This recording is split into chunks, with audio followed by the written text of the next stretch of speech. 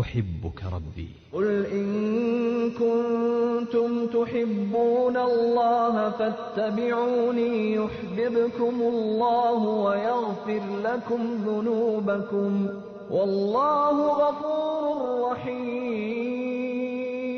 أحبك ربي. لا عيش إلا عيش من أحب الله وسكنت نفسه إليه واطمأن قلبه به واستأنس بقربه وتنعم بحبه، ففي القلب شعث لا يلمه إلا الإقبال على الله، وفيه وحشة لا يزيلها إلا الأنس به، وفيه حزن لا يذهبه إلا الاجتماع عليه والفرار منه إليه، وفيه نيران حسرات لا يطفئها إلا رضا بأمره ونهيه، وفيه فاقة لا يسدها إلا محبته والإنابة إليه ودوام ذكر.